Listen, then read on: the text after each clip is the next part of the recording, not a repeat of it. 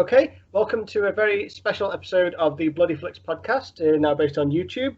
This is going to be an exclusive interview with the writer, director, and producer of a brand new independent film, and also one of the actors from the film. We're going to be talking today about Into the Black Abyss, Deathstream, brought to you by Viral Films, and it's a film that we're also supporting on the Bloody Flicks website as well. Myself as the editor is an executive producer on the project. So I'm delighted to welcome along Daniel Mark Young and Matt Squance. How are you doing, lads? Great, thank you for having us on.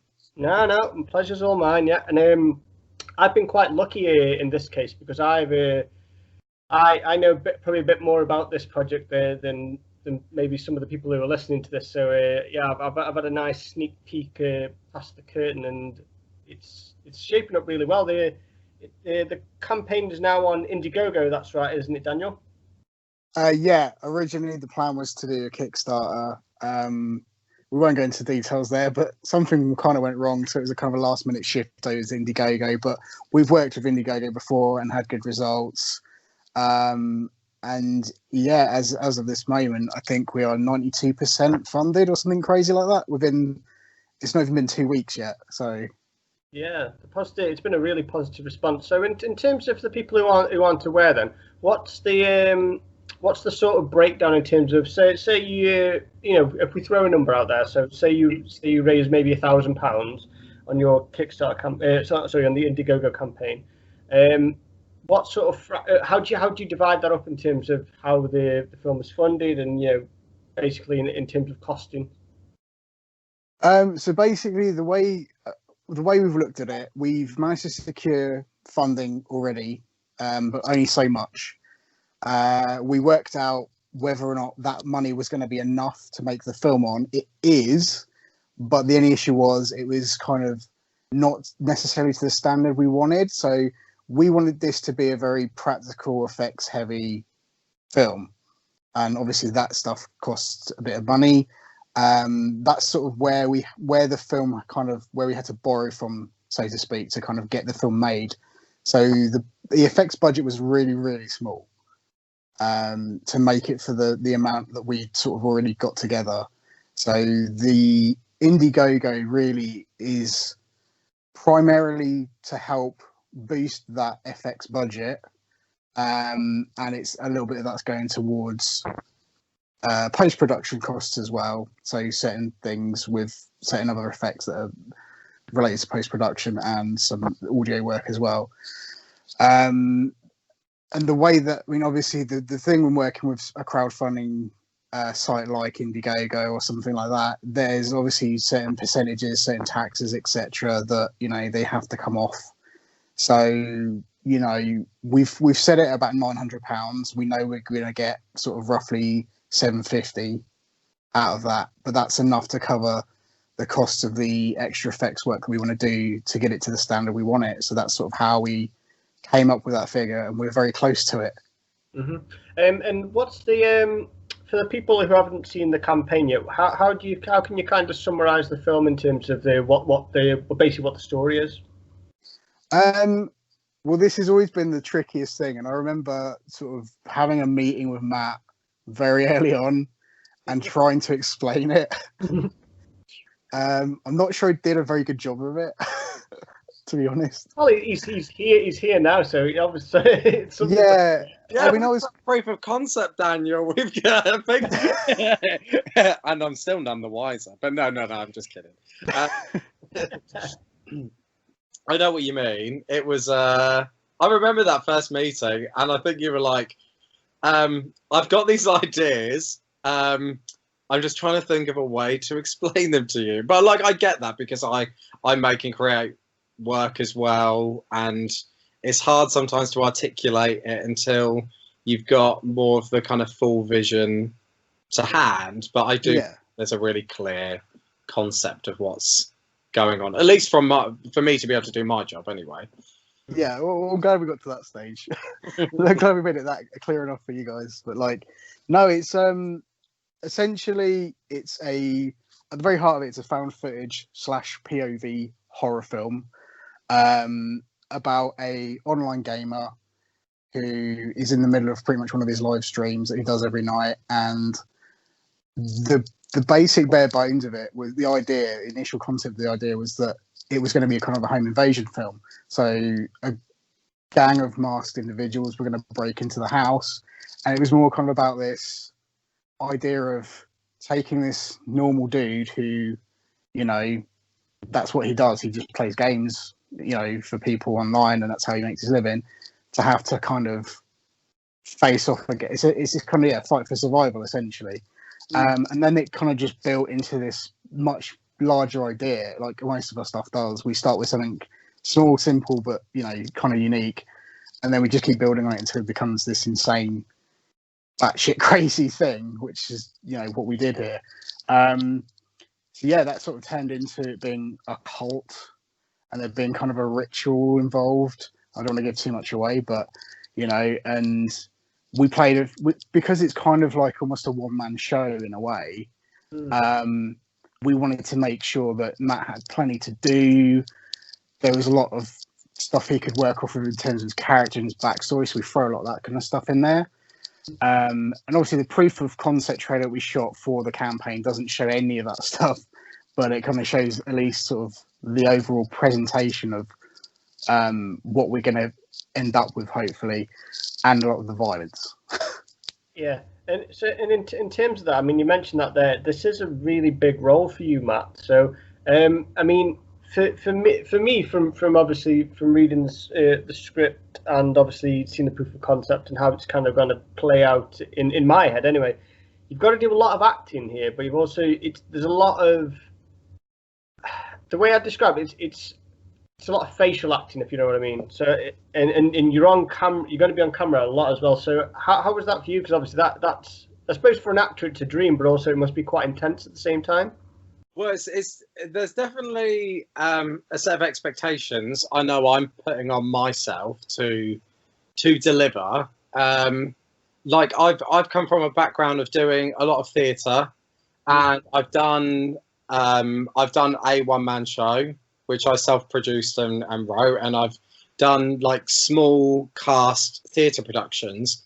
So I'm used to the idea of kind of being exposed to a live audience, not too kind of dissimilar to what Zach is putting himself through by live streaming everything, and being in that kind of vulnerable position to let the audience pick up on like small gestures, movements, and really dig into the kind of emotion of the character. Theatre and film are very different, because in film you've got a lot more kind of nuance to play with. But I'm very much like looking forward to the challenge of doing it once we've got the budget in place in the new year, definitely. Yeah, and so for yourself, obviously you're playing a gamer as such, and obviously as Daniel alluded to, gaming is a lifestyle and obviously a job for a lot of people nowadays. In terms of for a research process, you didn't like read any sort of like gamer horror stories, did you? No, I haven't. Not horror stories as such. We're in a really unique position in the world right now with everything that's been going on. For anyone that's been sleeping through 2020, how lucky they are. That like things like Twitch, for instance, have absolutely like blown up, like with gamers live streaming content, and it's like you can go on there now and probably look through 100 or more different gamers live streaming right now as I'm speaking, and you can tune in and tune out of these things and get to kind of know them personally, and there's that kind of personable vibe I really want to go for with the character. I think there's something so good about really well told horror stories where the audience can really invest in a good character while all the madness that comes with the genre happens around them. Yeah, and the thing is about Zach as a character as well is he's very complex in terms, obviously, like you say, this is very much a character piece in terms of the film itself. Yeah. So I mean, you get to play with different kind of emotions as well, you know, and obviously in some very challenging circumstances, shall we say, as well. Yeah, he has a real arc, and I think there's certain moments in the script where the audience are going to be called into question. Are we supposed to like this guy? Like, what is his story? Like, there's going to be bits of information fed through drips to the audience about who this guy really is and what he's done in the past and where he is now and what he's done to get himself to this place as like a successful game live streamer. And it's going to be an interesting commentary as well, like on what role we put people on like these social media platforms on like this pedestal and how we look up to them, and or should we be looking up to them maybe as well. It's a clever play for me to really sink my teeth into. Yeah, and for you, Daniel, obviously with co-writing this with James Craigie, in terms of how you come up with the story, because like you say, you're playing with a lot of ideas here, but has this, in terms of where the film's kind of how it's evolved over time, has this year, obviously, with a lot of people being essentially not trapped at home, but obviously having to stay at home, does that play a factor in the way that maybe certain things have been molded within the script? Partially, yeah. I mean, to be honest, the script has been through quite a few changes. I think there's been probably 6-7 drafts of it in total. But the final, the shooting draft we're using, I think, is from March. So a lot of this stuff hadn't really kicked into full gear. But it does reflect kind of what's happening now, like what has been for a while. Yeah. So it's sort of it was weird because a lot of this we were reading it back over like the last however many months, and it's like, well, this is actually probably a little bit more relevant than it was when we wrote it. So that's quite strange. It's not like we kind of went, oh, well, this stuff's happening, that's weird, we need to go and inject that stuff into the script. And no, not really so much that. It was just kind of, the writing process was weird anyway, because this is my first proper writing gig in terms of our films, because previously it's just been James is the sole writer, and I've just said, look, here's some ideas, what do you think? And that's kind of been my input. And this time around, it was like this was all kind of my idea from day one, and I've kind of just gone with it. And then James has kind of took more of a back seat in terms of writing on this one, and we've just thrown ideas back and forward and stuff. But no, really, I mean, the last kind of, like I said, the last draft of this script was, I think, March of this year, so a fair bit before lockdown. And so yeah, but it just seemed very strange that kind of it's found to be more relevant now than when we actually wrote it.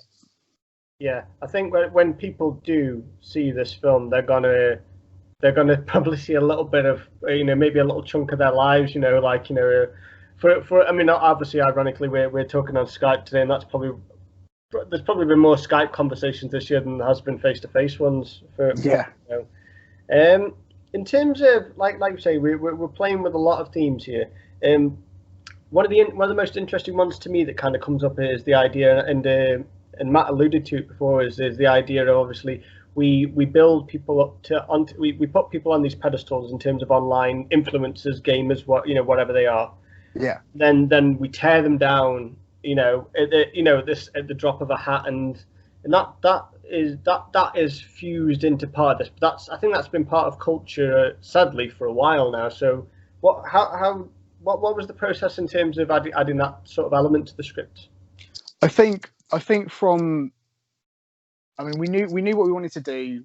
Well, I knew what we wanted to do in terms of telling the story.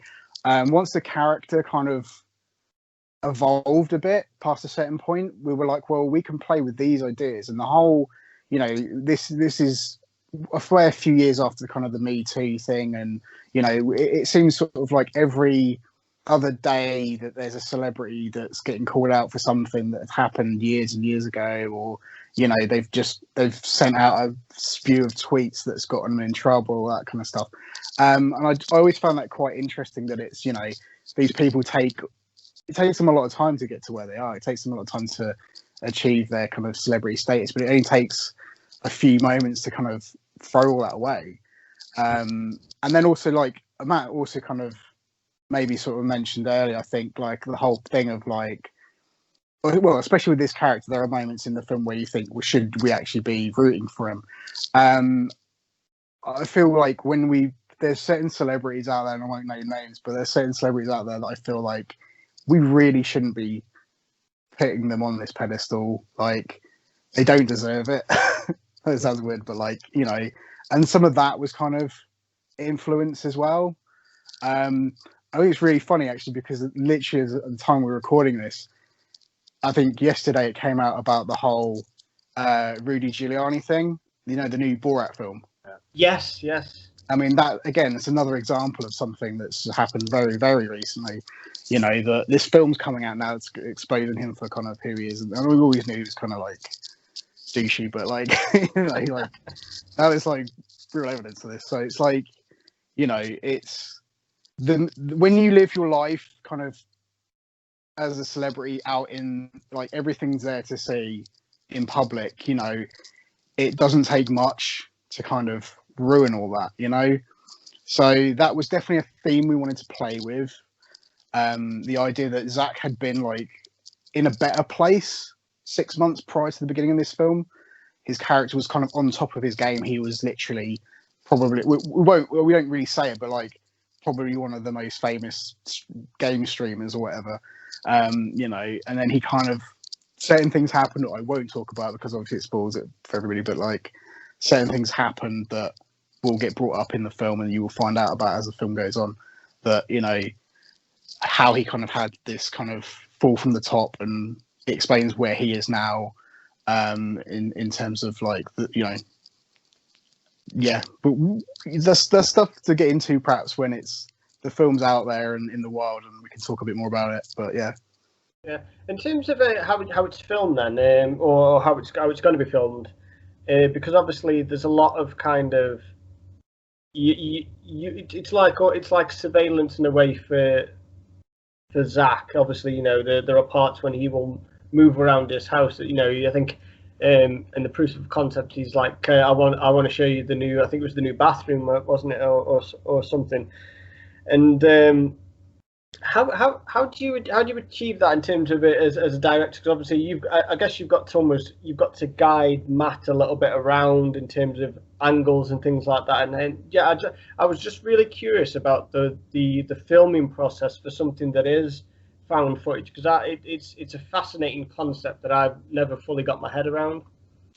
Well, I'll talk a little bit about it, and then maybe Matt can sort of chime in on his sort of side of it. But we wanted to write it a way that, you know, it was always fairly obvious where the camera kind of would be at any one specific time, and yet I kind of want, because it's found footage and because it's supposed to be real and because we're supposed to believe what's happening in front of us, I wanted this fluid, natural feel to it. So I'm giving Matt quite a bit of freedom in terms of like where he puts the camera. The whole thing that we show in the concept trailer about him, there's kind of like a scene in the film very early on where we do this guided tour of the house. He's just kind of moved in there he's been there for a few weeks, and he does this whole thing while he's waiting for the kind of live stream to warm up and people to come online and chat to him. He does kind of a guided tour of the house. That was just me kind of saying, here's the geography of the house. Before anything happens, here's the geography of the place. So we know that when this particular thing happens in this particular room, we know how far away he is from any other particular place he needs to be. So we already have the geography laid out before any of the crazy shit happens. But in terms of kind of directing it, obviously there are certain moments, certain beats, and certain things like points and marks we need to hit. That's something where I kind of maybe take over a little bit more of here's where you need to be at this particular moment, here's where you need to point him.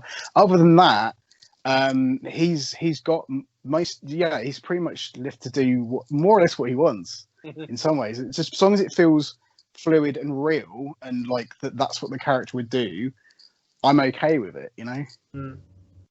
Nice bit of creative freedom for you there, Matt. Yes, yeah. There's there's definitely an element of pressure, like when you're moved beyond being just the actor, and it's like, hang on, I'm now cinematographer, and the only camera I've ever really used is on my mobile phone. So it's definitely interesting because the camera obviously filming with, like, I have to say, when we shot the proof of concept, I was like, God, this is heavy, isn't it? Like, I can't be moving around this house hauling this bloody thing with me. So this is going to make it great for me to hide myself. But obviously, the audience aren't going to see the size of the camera and all that. So, like, I can make out like it's, you know, a small bag of sugar or something, as far as they're aware. There's definitely like a fun side to it. You know, especially in the beginning, because it's quite playful. It's like the lowest rent version of MTV Cribs you've ever seen in your life. Going around the house, and yeah, and I think like what Dan said, like learning the geography of the house is so key for like something like a home invasion film. Like I think of films like The Strangers and like Don't Breathe that have like such a good understanding of like where everything is in the house. Nothing doesn't seem like it's 3 acres away or like endlessly massive. It feels like confined, claustrophobic, but like there's enough nooks and crannies to make their like levels to play with. So that's definitely going to be kind of fun to see how certainly I handle holding the camera. Well, what's funny about that is because like we've been planning this for quite some time, obviously, and I've been very aware of like the fact that obviously Matt's got a massive job. I'm not going to like underplay that at all because he has to, you know, the whole kind of selling the whole thing is on his shoulders, and then added to that the fact that he has to hold the camera, he has to do a lot of the camera work. We've tried our best to make that as easy as possible for him, and so like the rig we're using, I actually thought, to be honest, is like, oh well, this is light enough, you know. Now to hear that you think it's heavy, it's like, oh my god, do we need to strip it down even more, you know, like. But no, like it'll be fine, honestly. More like I think it was. I just didn't. You know when you're expecting in your head, like ordering something off Wish.com. I think I'm going to get this. Okay, fair enough. I was getting a cushion, but instead I got a sofa. So fine. But I think that, but just to go sort of in depth on that though, the way within the film we kind of explain what the camera is and what the camera does and a bit of the technology behind it. Without it, we wrote lots about that, but then we've honed it way back because obviously it felt way too exposition-y. But obviously we wanted to put enough of that in there to kind of explain, you know, how we were able to kind of keep filming with it and stuff like that. So we wanted a bit of that in there. But obviously, you know, we could have legitimately shot this on a phone, but we wanted to have a certain quality to it. We wanted to kind of feel not so much filmish because obviously it's, you know, it's a found footage movie. It doesn't, you know, the idea doesn't lend itself to an overly cinematic style, but we want to be able to achieve a small amount of cinematic flair at certain moments within the film. So we knew we had to shoot on something that, you know, wasn't a phone or something really, really small, or like a GoPro. We could have done it on a GoPro, but, you know, obviously we're very limited in terms of what quality we get out of that camera. So we needed something a little bit slightly bulkier, something that we could have interchangeable lenses on if we needed to, things like that. So, you know, it's, yeah, and we stripped it down quite a bit. So really it's a camera on a small handheld rig with a light on it. But yeah. Wow. I mean, yeah, just when you talk about it like that, though, just certainly people like me who've never really been on a film set before, you know, you don't really kind of take into the account the kind of all the practicalities that you have to think of with that. I mean, I think my first one would just be, I best not drop the camera or else I'll be out of here. Yes, literally. I was like, I think when we did the shot coming down the stairs, I was thinking, oh my god, if I just like trip or fall down a step or like accidentally hit this into the banister. I'm like, we've got no film. That was a quick film, quick shoot, done and dusted. I think we'll be fine. I think Yeah, we'll be all right. So in terms of the proof of concept, then how long did that take to put together then? Well, in terms of actually shooting it, or in terms of actually getting it all together. Well, I mean, I'll elaborate a little bit over that because our investor, we allowed us so much of the budget to go towards that. So we treat it like a separate shoot. So from getting the money free for that to actually shooting it was a couple of weeks. So we had 2 weeks prep. So I had nothing. I had no costume, none of the masks, none of the props, none of it. So within 2 weeks, we had to get all that ready to go. And then we shot it all in one night. That was about the space of 5 hours, Matt? Yeah, I think so. I think we had like a kind of hour beforehand where we were just setting up, and then, I'd probably say overall, about 5 hours it was. Yeah. That's intense. We were tired by the end. Yeah, there was a lot of. I mean, I had a script to shoot with, and just a list essentially of just all the shots I wanted, and a lot of it was just action stuff. So we knew we wanted to kind of the intro to the character. We wanted a bit of the kind of introduce the kind of creepiness aspect of it, like the face at the door and things like that, and introducing the game side of it a little bit, and then all that kind of stuff. So, and then it was just kind of action shot. So it was kind of like we had a longer list of things to do, but we kind of got to the point where it's like, well, this is, we kind of strapped for time. So we cut about 3 shots, I think, from that script, and we didn't shoot them. And there's a whole bunch of other stuff we were going to shoot as well on that evening, but it just didn't happen because it was just like, by the time we hit sort of 3 a.m., we were like, yeah, no, we're good. We're done. So in another thing that we briefly touched on earlier was the obviously in terms of the Indiegogo budget, a lot of that is going towards practical effects. Then obviously we're not going to give away what people are going to see in that, but was it always the choice to, or your intention to go down the practical effects route, in terms of, what you wanted to achieve from the film?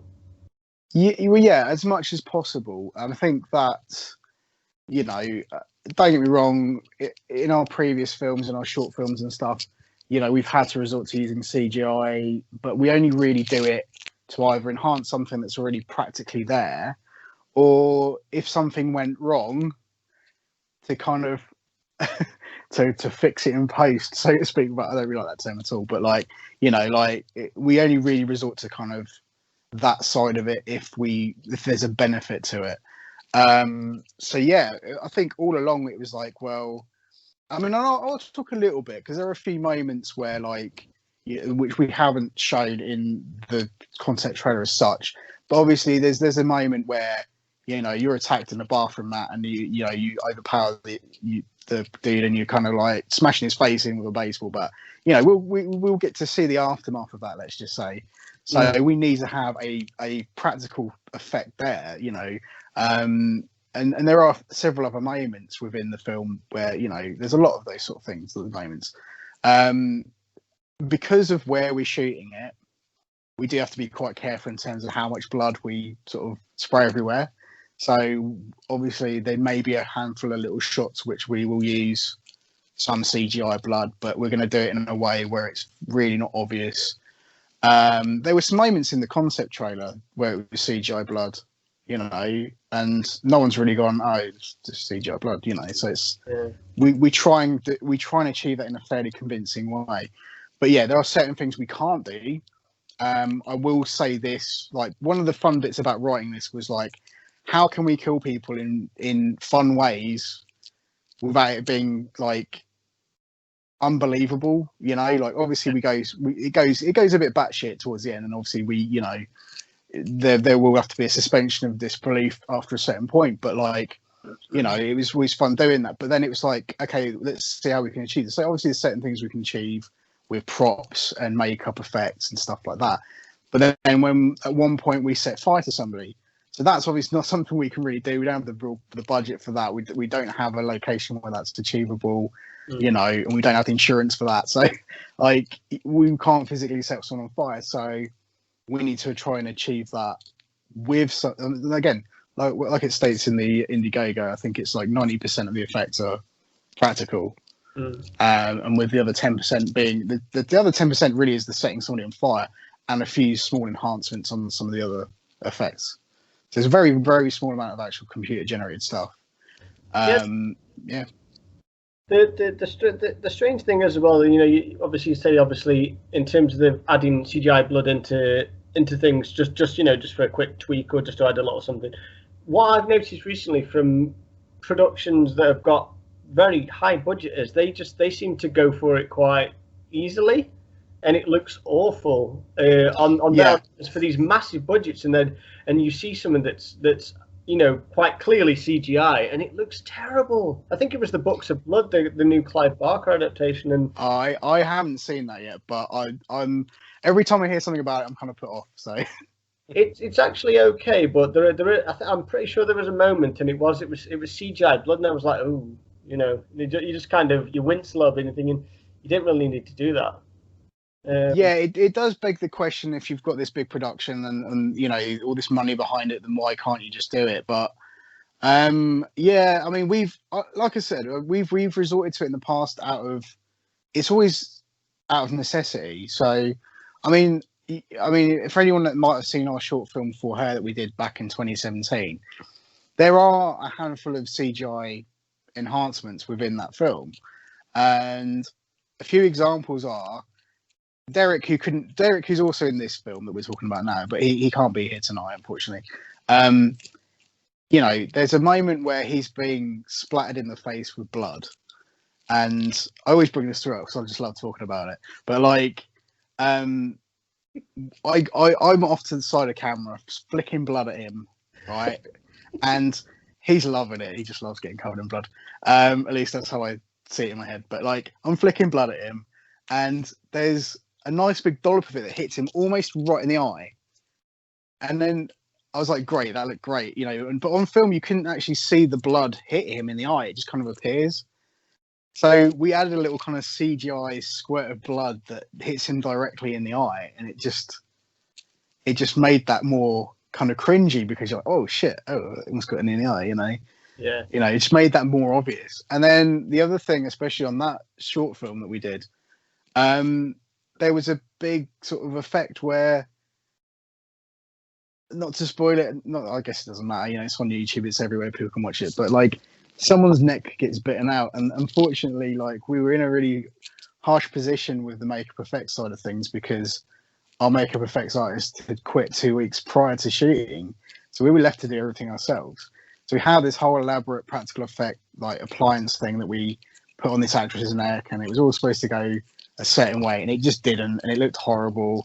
So we had to kind of cover it up with a bit of CGI and tweak that and add blood spurts and stuff in. But you know, it looked, for the budget and for what we did, it looked fairly convincing, and it was out of necessity. We did it because we couldn't use the footage otherwise. We just couldn't save that. So if we do use CG, it is because we have no other way of doing it. Yeah. And not because we can. Yeah. I think with your kind of side of things, obviously you're working off a limited budget. You have to work with essentially what you have as well. In terms of the production, then I think you're planning to film early next year, aren't you? Like the full film, all being well. Yeah, I think as things stand at the moment, obviously dependent on what happens in terms of, you know, what's going on in the world at the moment. Yeah. The plan is kind of shoot between January, March. We are we're kind of, the schedule's a bit sort of unclear at the moment, because we have to sort of work off of when everyone's free to do it. So it's going to be pretty much weekend shoots. So there'll be gaps in between, but you know, personally, I'm happy to do it that way, because what's fun is that with this type of concept, we can shoot it. We're shooting it chronologically. So Ah, We're okay. literally starting from the beginning, and that way it's easier in some ways because that way everyone knows exactly where we are when we're shooting. There's no confusion. You know, when you shoot out of order, it's always a bit sort of like you have to kind of explain to everyone where we are, and it just it's just takes a bit more time to get kind of in that headspace of where you're supposed to be. But like we're shooting chronologically, and so what's great is we'll you know, hopefully we'll get weekend shoots done, and then during the week between the second, third, fourth shoots or whatever we're doing, the different blocks of shooting, I'll actually be editing, so I can be post production side of the film can be in sort of and production can kind of run side by side. Yeah.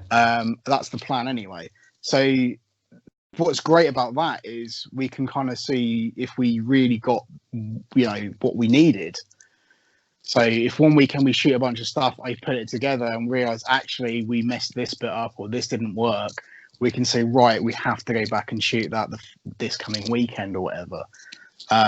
So that's something that, you know, it's hoping to speed the process up a little bit as well in terms of getting it done. But like, it's kind of nice to have that afford that opportunity that we can shoot for one weekend, get all this crazy footage, then literally spend the rest of that week editing it together, just to be 100% sure that going into the next block of shooting we've got everything we needed.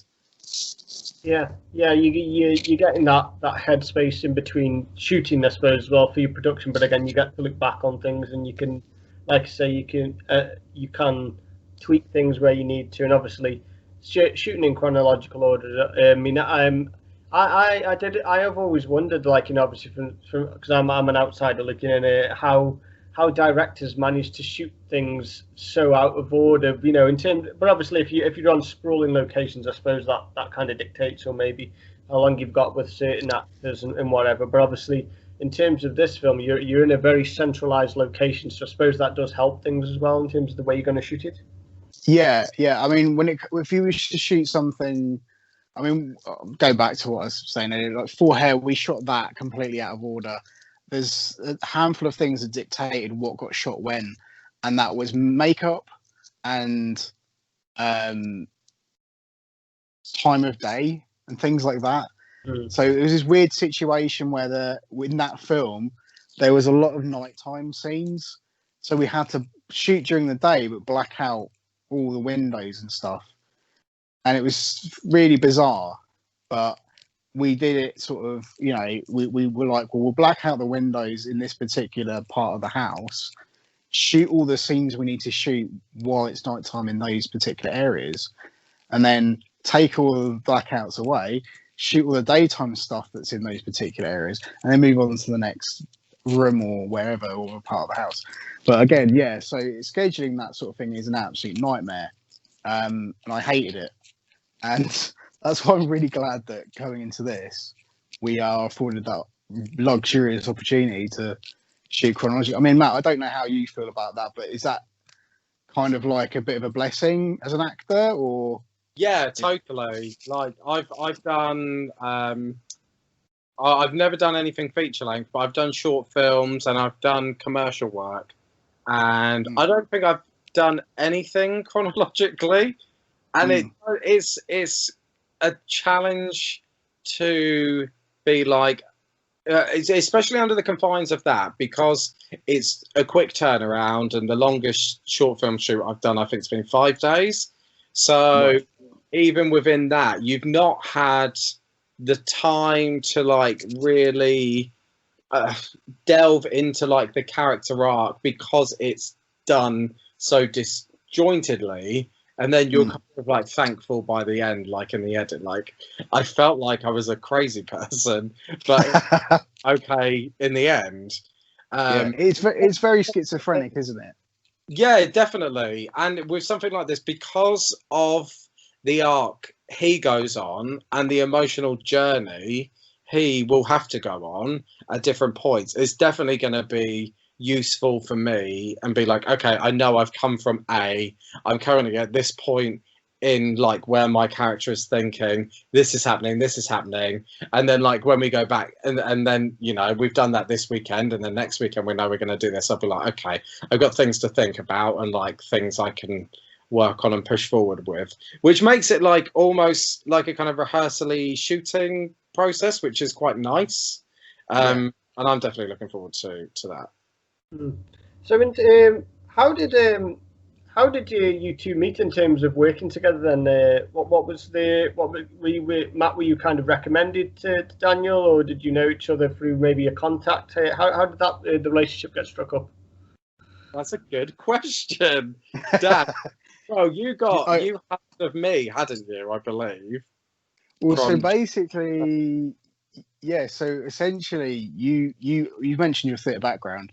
You've worked with Katria, who we worked with on Full Hair. She played Elizabeth in our film, and as part of that, Michelle and James, who are also part of our team, went to see you perform live. Unfortunately, I couldn't make it, but I'd sort of always followed you guys and what you were doing, and kind of seeing different pieces that you were putting out on social media about your theatre group and stuff like that. So I was always like, okay, cool, and I think there was this sort of moment in 2018. We were trying to get a few different ideas for short films off the ground. And I think I messaged you and said, we're thinking of shooting this short film. Would you be sort of interested in it?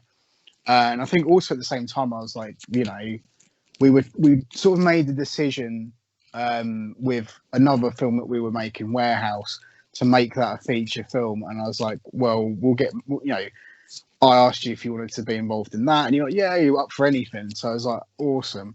And then none of that sort of stuff really happened for various different reasons, because the nature of the business is not every, things just kind of fall apart for the stupidest reasons.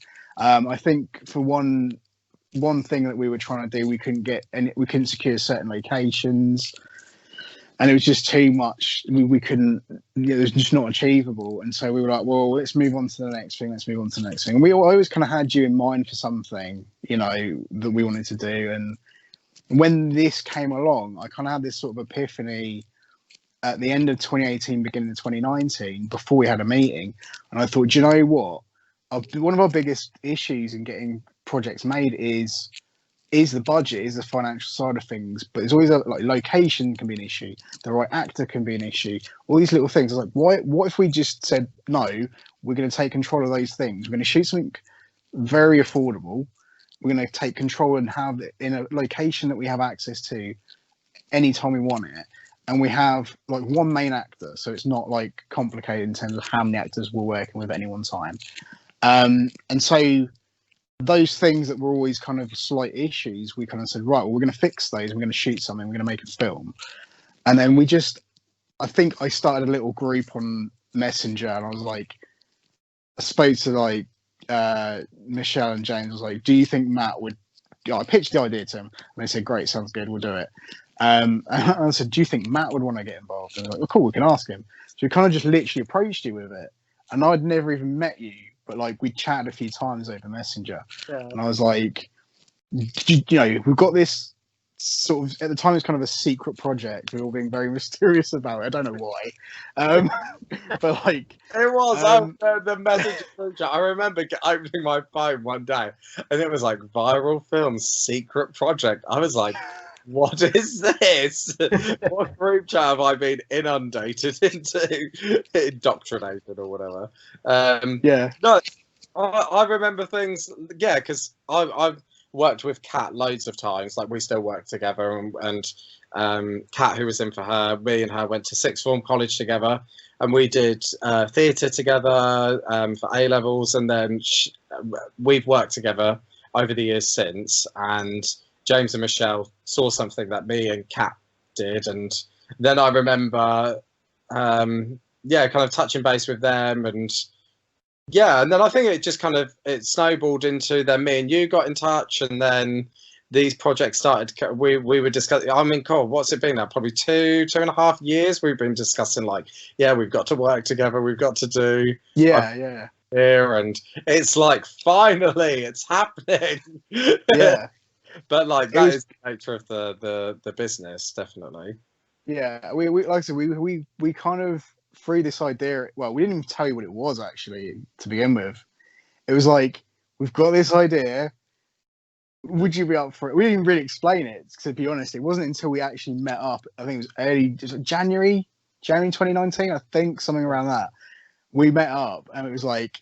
Then it was like the really bad explanation of what it was in person. And it was like, And I was like, I'm in. yeah, but it was cool because like what impressed me, because I hadn't really met you at that point, we just sort of spoke online a little bit, and I didn't, to be honest, I'd never even seen you act really like properly in person.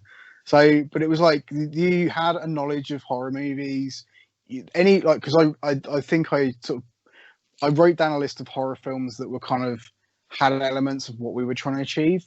Yeah. So like the home invasion aspect and other things like that.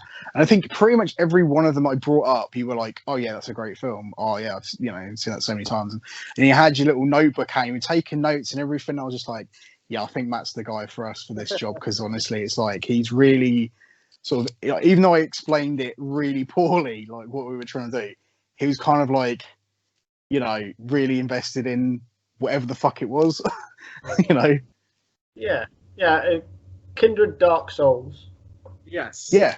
And like I can speak from my side of things, and like I'm not afforded many opportunities to explore the darker side and like horror and things like that, because in the world of theatre, like no one can really name like really big successful horror productions. Yes, The Woman in Black has had, prior to all this, been going on the West End for year after year after year, but there's really nothing else of like that caliber. So there's nothing that like that's easy to either get funding for and self-produce or do. It's just not like a kind of theatre thing. And like I've really been keen to try and find something like cinematically that I can definitely explore this genre in, because it's like it's played such a huge part in like my teenage years, and like beyond that I love the genre, and I'm really excited to like be able to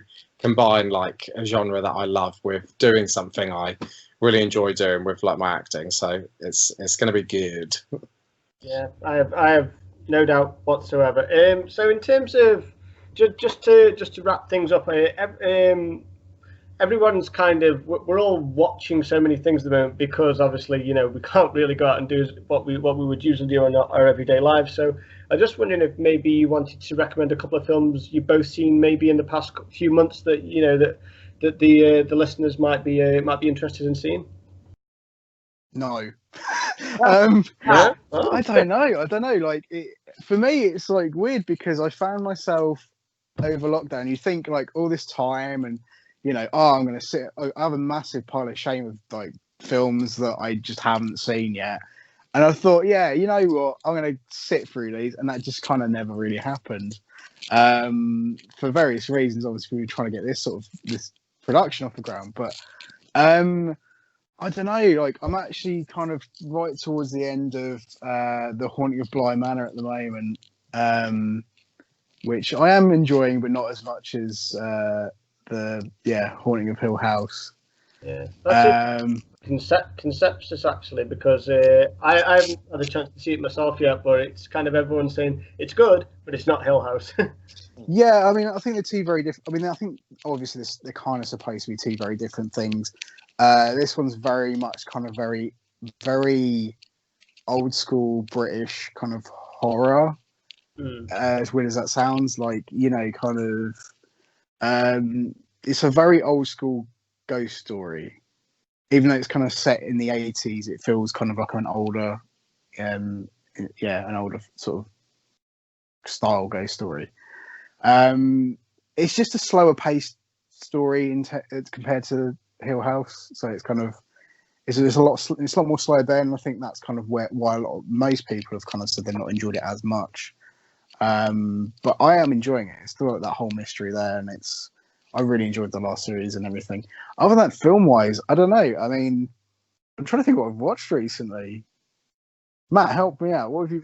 Give me time to think. I've got a whole list. I've been trying to do, and I never do it, like watch a horror film every day in October, and I'm about 3 or 4 days behind. But I have actually pulled up my list so I can view what I've watched. So I'd watched Be My Cat, which I would recommend. That was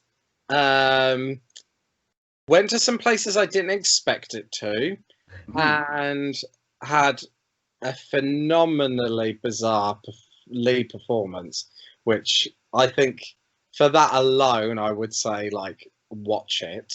It was bizarre. Do you know the film I'm on about? The I think he's Ukrainian or Romanian. Yeah, I'm aware of it. I don't think I've seen it yet, though. Yeah, I'm pretty sure I haven't. Yeah. I think we've covered it on the site, but I never got around to seeing it. I think one of the other reviewers actually reviewed it and was waxing lyrical about it and just said it was such an oddity that you had to. It's so odd, but like it's like you can't, especially if you can put your phone away while watching it. Like, it's just bizarre, but like really, like, this is disturbing. But like, so I would watch that. I've also watched the new David Cronenberg's son, his new film Possessor. Oh, Possessor! Oh my god, yes. That was great. Had like some like really amazing imagery, and like it was one of those, like, I watched, definitely like kind of want to watch it again, like really take it in, because it just has a lot on its mind, and I really enjoyed that. And that's funny because me and Paul were kind of talking about that on Twitter the other day. Yeah, they've just released a trailer for it, and ironically, I've just been they've changed the trailer again for it today. I don't know if there's been some sort of dispute with the production company, but I think it's coming to cinemas limitedly at the end of November. So I think I might do the cinematic one for that, because I've heard nothing but good things about it. Yeah, I definitely. I think sound-wise, like, yeah, I would, definitely say I think the cinematic experience would lend itself to that. I also caught up on The Taking of Deborah Logan, which I'd heard so many things about. Really enjoyed that. Yeah, great film. And I had a rare cinema trip out, and I saw Saint Maud. Saint Maud kind of, it's left such a mark. So did you go? Have you seen it? Yeah, I went to the cinema when it was. I think it was the day of release, because I was like, I just want to go back and just see, what it's like, because I haven't been back since March. And yeah, the sound design's incredible. Oh, I know. It was as well, like, one of the, because I hadn't really watched. It was a rare film. I knew A24 had produced, at least on the American side of things. They were shepherding it and leaning it on, and I always think A24 is such like a seal of approval for like quality of horror. And I think trailers nowadays often spoil a lot, so I'd steered clear of what was going on, and it was like definitely took me to some unexpected places. Although I would say the ending I have gripes with, but nothing I want to go openly spoiling a film that only came out a couple of weeks ago. So yeah, that's maybe. Yeah, I haven't had a chance to see it yet, so they'll understand. They'll know what we're kind of alluding to. Yeah. Progression wise, I feel like in terms of the film, it did what I thought it was going to do. I just kind of, I don't know, there was something like, I wish it kind of pushed what it was going for more, because it was like using like imagery from like William Blake and all these like really kind of gothic religious art and imagery, like really powerful. And then just the ending, I felt like it was nearly that, I don't know, there was just something unsatisfying about how it ended, but the journey of the film was brilliant, so I would definitely recommend. Yeah. Everyone. I mean, I think it was actually the #1 film on the first week of release. I'm not sure about the like this week just gone. Yeah. So it's I mean, they are A24 are very. I mean, some of their films, I think not everyone like The Witch is so polarizing for horror fans. But obviously, being That's my stance on it. I think I just lay my side of the line. yeah. Is there anything else? I mean, are you? I know that in my local View Cinema, they're actually showing a lot of classic films at the moment. So, is there any that you might be venturing out to see or anything like that? We've got a drive-in cinema coming near me over next Thursday to Sunday. So I'm booked in to go see Texas Chainsaw Massacre, which I'm very much looking forward to. And I had gone over the summer because they did some screenings then, and I watched Scream, and it was just like an absolute blast. I'd never been to a drive-in cinema before, and it was just such a good experience. I don't know if either of you have done it, but like it was just like really, really good fun. No, I'm cursed with drive-ins. I've been booked into two now. There was one a few years ago near to where I live, and they were showing Jaws, and I was looking forward to it. It was my birthday. It was perfect, and then I got ill and I couldn't go. And then earlier this year, the same place was doing a screening of Halloween 2018, and that same week my car decided to die. I was like, well, I can't go to a drive-in if I haven't got a car. For God's sake.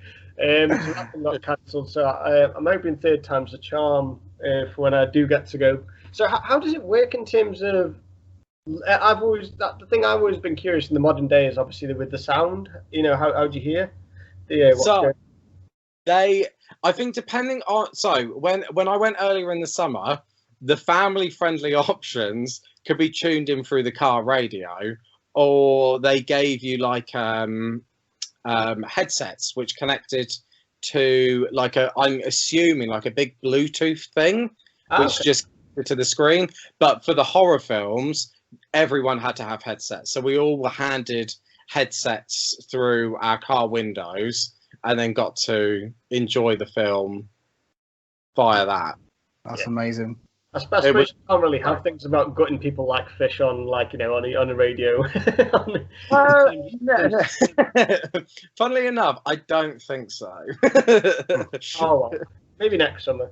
Yeah, maybe. You know, who knows what's going to happen in 2021 if this is what 2020's had in store anyway.